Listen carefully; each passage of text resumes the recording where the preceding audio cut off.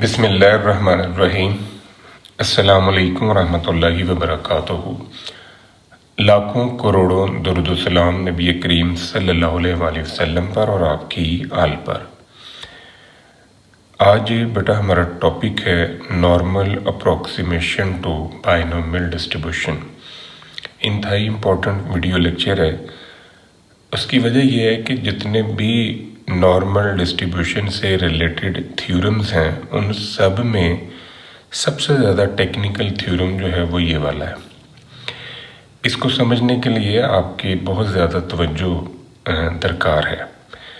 सबसे पहले हम ये डिस्कस करते हैं कि वो कौन सी ऐसी कंडीशंस हैं जिनकी मौजूदगी में हम बाइनोमियल डिस्ट्रीब्यूशन यूज़ नहीं कर पाते।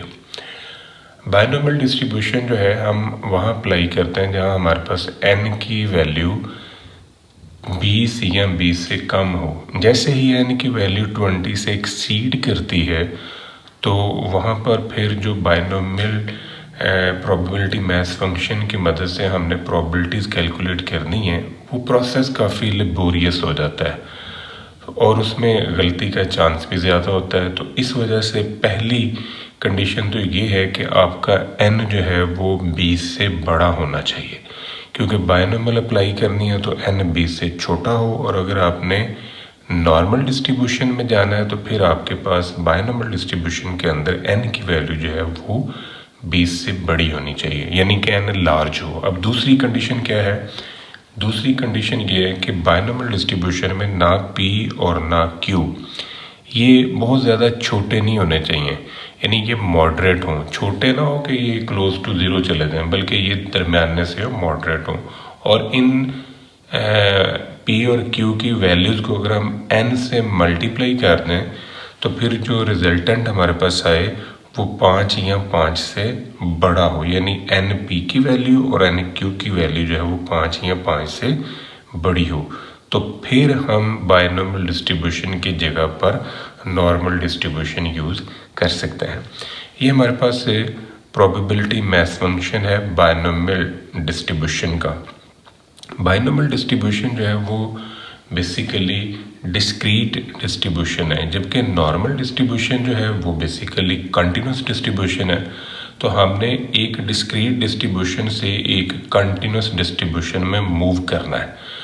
तो हमें एक नया वेरिएबल यहाँ पर जनरेट करना है जिसकी मदद से हम एक नया पीडीएफ बना सकें जो कि कंटिन्यूस प्रोबेबिलिटी डिस्ट्रीब्यूशन से रेलेवेंट हो। तो उसके लिए हम एक न्यू वेरिएबल इंट्रोड्यूस करवाते हैं जिसे हम z कहते हैं, स्टैंडर्डाइज्ड नॉर्मल वेरिएबल। ये जो z है इसमें ये म्यू की जगह पर हम बाइनोमियल डिस्ट्रीब्यूशन से लिया गया मीन रखेंगे, यानी NP, क्योंकि एक्सपेक्टेड वैल्यू ऑफ x जो है ये म्यू के इक्वल है और ये NP है। Variance of x sigma square के इक्वल है और ये NPQ है। अगर आप इनका स्क्वायर रूट ले लें ऑन बोथ साइड तो ये सिग्मा की वैल्यू जनरेट करेगा, यानी स्टैंडर्ड डेविएशन। म्यू और सिग्मा की जगह पर हम ये कीमतें रख दें तो ये हमारे पास स्टैंडर्डाइज्ड नॉर्मल वेरिएबल आ जाएगा। ये जो वेरिएबल है इसकी प्रॉपर्टी ये है कि इसका जो एक्सपेक्टेड वैल्यू है, एक्सपेक्टेड वैल्यू ऑफ z ये 0 है। और दूसरी प्रॉपर्टी ये है कि इसका जो वेरिएंस है वो 1 है, यानी अगर हम इस वेरिएबल का मीन जनरेट करें, इसका वेरिएंस जनरेट करें तो वो 0 और 1 होगा। अब हमने इस स्टैंडर्ड नॉर्मल वेरिएबल को यूज़ करना है और इससे हमने नॉर्मल डिस्ट्रीब्यूशन शो करनी है।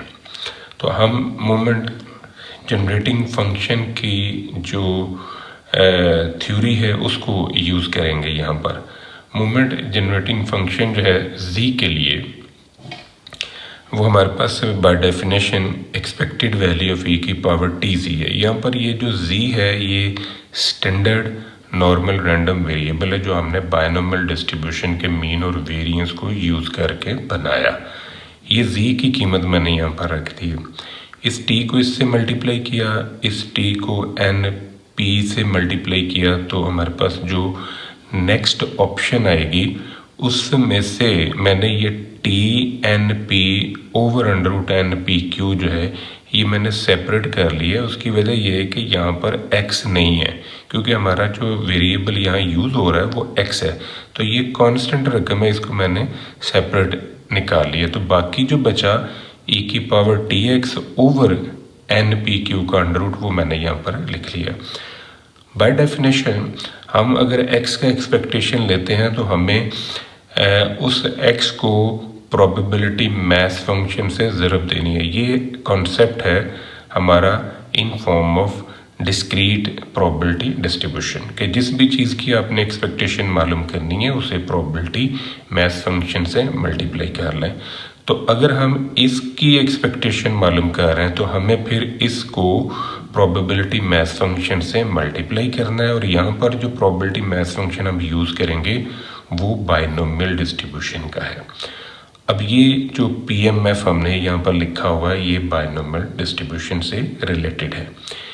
p⁻x और यहाँ पर e⁻TX over under root NPQ जो है, अगर हम इन दोनों को इकट्ठा करके लिख लें, दोनों को इकट्ठा करने से हमारे पास ये वाली फॉर्म जो है ये आ जाएगी। इसकी ये जो पावर x है जब इसे एक्सपेंड किया जाएगा तो ये p की पावर भी x होगी और ये x इसके ऊपर भी आ जाएगा, यानी ये दोनों टर्म्स जो हैं ये आपको यहाँ पर नज़र आ जाएंगे।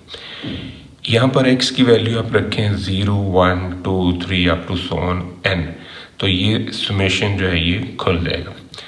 आप उस समेशन को खोल के फिर बंद कर लें इस फॉर्म में, या आप डायरेक्ट इसे इस फॉर्म में बंद कर लें, एक ही बात है।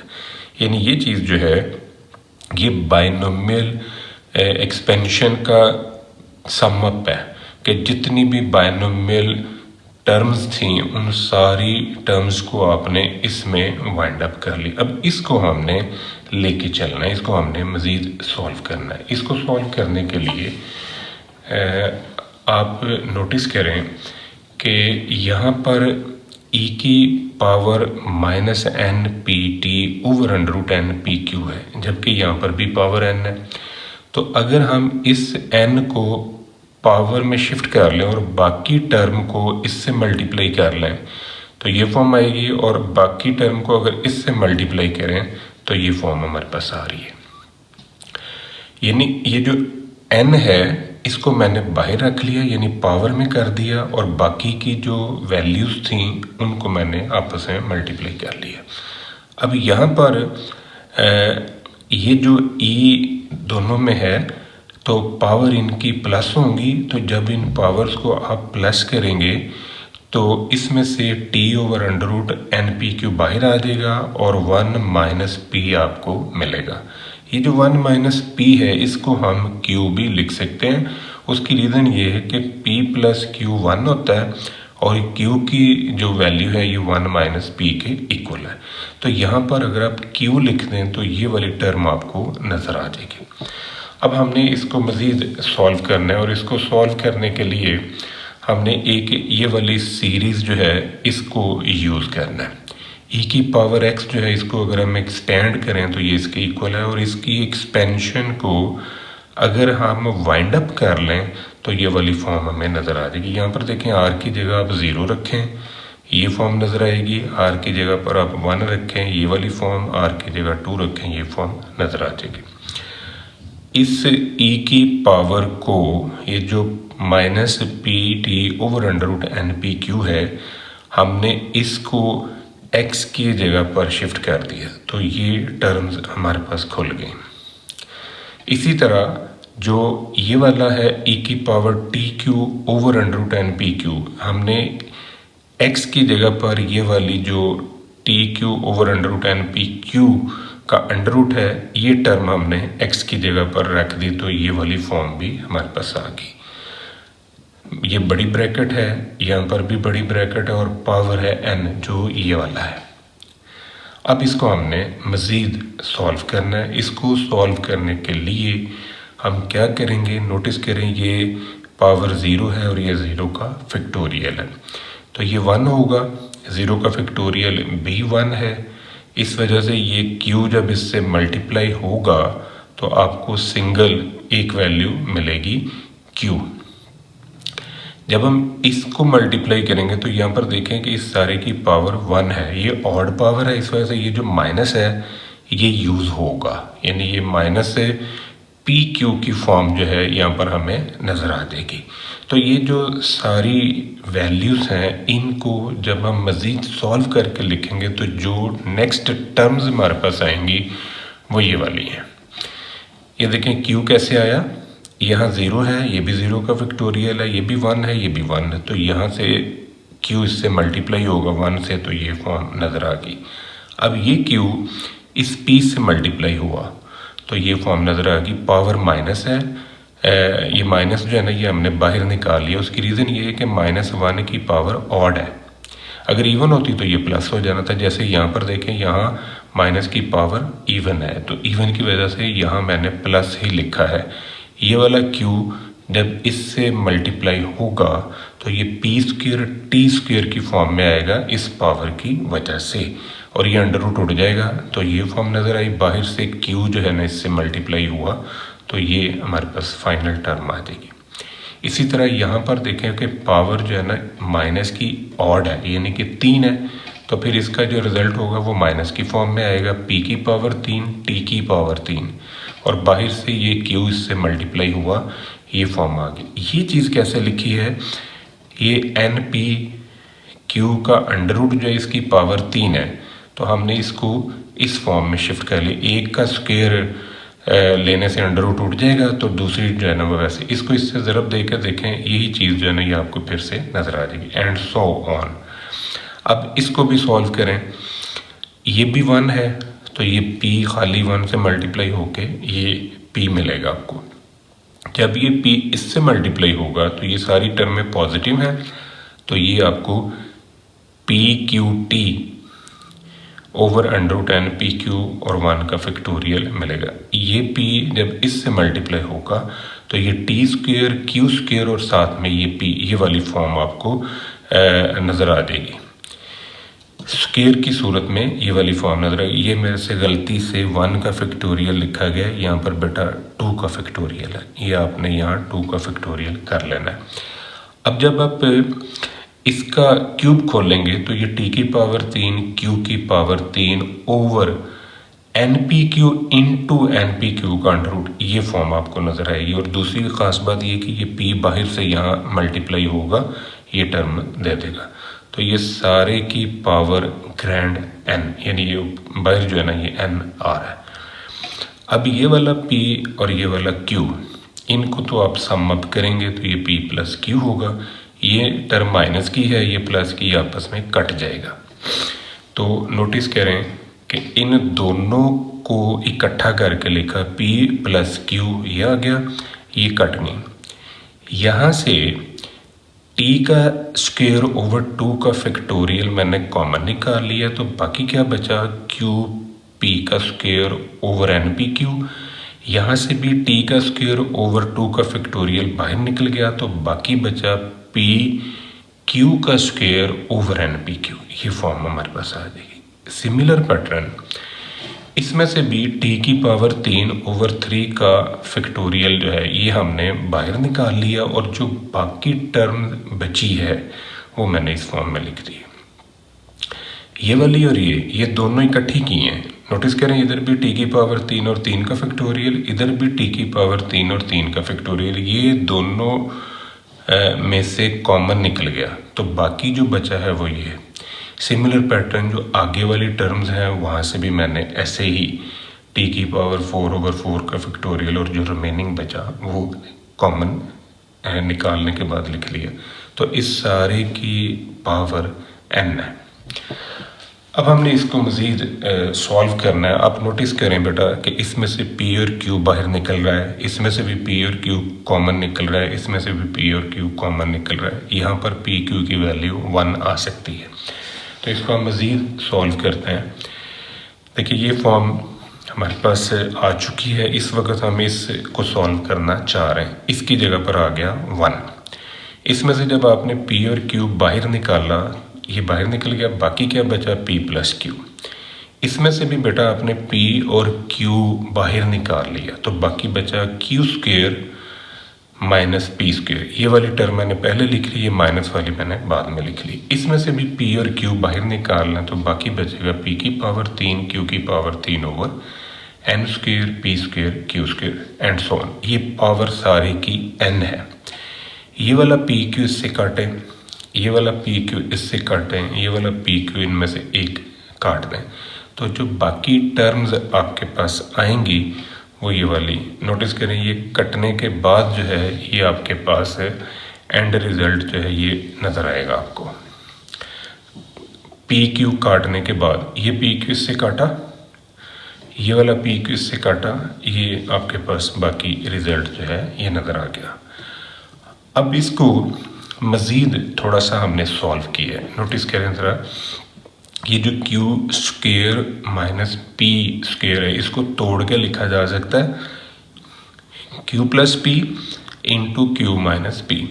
ये जो पी की पावर 3 और क्यू की पावर 3 है इसको भी ब्रेक किया जा सकता है, यानी इसका भी फार्मूला हमने यूज़ कर लिया। ये वाला फार्मूला ए की पावर 3 माइनस बी की पावर 3, ए की पावर 3 प्लस बी की पावर 3, ये दो फार्मूला मैथमेटिक्स में, यहाँ पर मैंने प्लस वाला यूज़ किया है।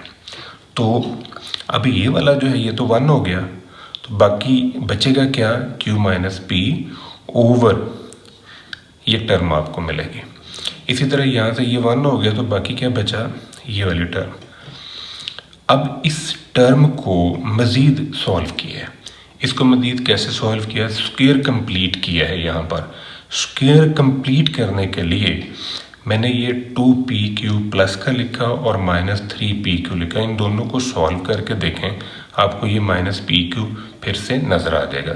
ये ऐसा करने के पीछे सिर्फ एक ही लॉजिक कि ये स्क्वायर कंप्लीट हो जाए। अब इन तीनों टर्म्स को हम स्क्वायर की फॉर्म में इस तरह लिख सकते हैं। तो ये pq 1 हो जाएगा, 1 minus 3pq over n square pq, ये वाली फॉर्म आपको नज़र आएगी। नोटिस करें ज़रा, ये शेप हमारे पास आ चुकी है। अब हमने इसका लॉग लिया ऑन बोथ साइड, क्योंकि ये जो हमारे पास टर्म है ये बेसिकली mzt के इक्वल है, यानी ये मोमेंट जनरेटिंग फंक्शन की एक्सपेंशन है। तो इसका दोनों तरफ आप लॉग ले लें।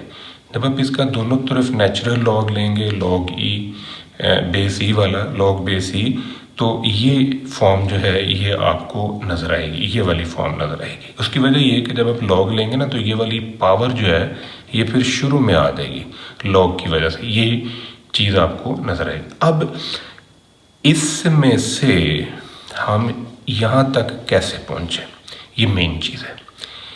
ये लॉग e इंटू 1 प्लस ये सारी टर्म जो है, इस सारे का सोल्यूशन जो है ये वाली फॉर्म कैसे बनी, ये आपने अब समझना थोड़ा सा रह गया।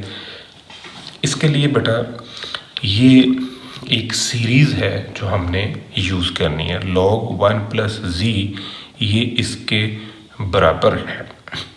तो हम इस सीरीज़ के ऊपर, यानी ये जो फॉर्म है इसके ऊपर हम ये वाला फार्मूला अप्लाई करने लगे हैं। ये मैंने ऊपर हवाला दिया है, आप कंपेयर करें। ये सारा जो है ये यहाँ से लेके ऑनवर्ड सारा ही z है, यानी इसको आप ऐसे अगर z लिख लें ये सारा, तो ये वाली शेप नज़र आ जाएगी log 1 प्लस z। तो फिर जहाँ जहाँ z है वहाँ वहाँ आपने ये वाली टर्म रख देनी है। तो नोट करें, मैंने पहले ये वाली टर्म वैसे ही रखी, z की पावर 1 ओवर 1, ये फॉर्म नज़र आ गई, इसकी पावर 1।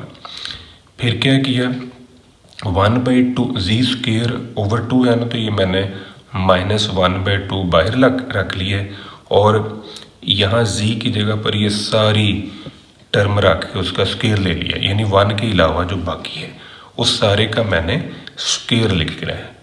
अब फिर ये वाली टर्म बनानी है, तो 1/3 प्लस का 1/3 बाहर आएगा और z यानी ये जो है इस सारे की पावर 3 करनी है। तो ये मैंने इस सारे की पावर 3 कर दी एंड सो ऑन, ये चलता जा रहा है। अब जब हम इस सारे प्रोसेस को ऑब्ज़र्व करते हैं तो आप बेटा नोटिस करो कि इसमें से भी n कॉमन निकल रहा है, इसमें से n कॉमन निकल रहा है। और वो n इससे काट दें, इनमें से भी n निकलेगा, यानी इन सारी टर्म्स में चूँकि n पड़ा हुआ है तो वो n हम कॉमन निकाल सकते हैं। वो कॉमन निकाल के ये जो बाहर n है इससे आप काट दें, तो बाकी जो आपके पास फॉर्म आएगी वो इस तरह की होगी, ये वाली। अब हमने इसके ऊपर लिमिट अप्लाई करनी है कि n tends to infinity. n tends to infinity का मतलब कि बायनोमियल डिस्ट्रीब्यूशन जो है हम वहाँ यूज़ करते हैं जब हमारा n जो है वो लार्ज हो जाता है, यानी n की वैल्यू बहुत ज़्यादा बड़ी हो जाती है। तो फिर इसी मुनासबत से जब यहाँ पर आप ये n टेंड्स टू इन्फिनिटी का कॉन्सेप्ट अप्लाई करेंगे तो ये वाली टर्म ज़ीरो हो जाएगी, ये भी ज़ीरो होगी, इससे आगे जितनी टर्म्स पड़ी हुई हैं उन सब में n मौजूद है, तो वो सारी की सारी ज़ीरो हो जाएंगे। तो बचेगा क्या? बचेगा आपके पास बेटा t² का फैक्टोरियल। तो ये जो t² का फैक्टोरियल है ये हमारा आंसर आया सारे को सॉल्व करने के बाद। अब ये इस तरफ जो ये log बेस e mzt है, अगर हम इस log को दूसरी तरफ ले जाएं, जैसे log log का अपोजिट एंटी लॉग होता है, वैसे ही ln नेचुरल लॉग का अपोजिट जो है वो एक्सपोनेंशियल होता है। तो अगर हम इसको दूसरी तरफ लेकर आएंगे तो ये एक्सपोनेंशियल की फॉर्म में आएगा। आप ये कह लेंगे हमने दोनों तरफ एक्सपोनेंशियल ले लिया, तो इससे क्या हुआ कि ये जो आंसर है ये e की पावर में चला गया। ये जो e की पावर t²/2 है, अब ये हमारा मोमेंट जनरेटिंग फंक्शन है फॉर स्टैंडर्ड नॉर्मल डिस्ट्रीब्यूशन। यही चीज़ हम शो करना चाह रहे थे कि बायनोमियल डिस्ट्रीब्यूशन जो है वो नॉर्मल में मूव कर जाता है। तो ये जो स्टैंडर्ड नॉर्मल डिस्ट्रीब्यूशन का मोमेंट जनरेटिंग फंक्शन हमने ड्राइव किया है, इसमें मीन जो है वो 0 है और वेरिएंस जो है वो 1 है, क्योंकि इसका जो जनरल मोमेंट जनरेटिंग फंक्शन है फॉर नॉर्मल डिस्ट्रीब्यूशन वो है e की पावर μt प्लस t² σ²/2। तो म्यू की जगह 0 लिख दें और σ² की जगह 1 लिखें तो आपको ये शेप नज़र आ जाएगी। ये था बेटा आज का हमारा लेक्चर, दुआओं में याद रखिएगा। इंशाल्लाह अगली वीडियो के साथ फिर हाजिर होंगे। फ़ी अमान अल्लाह।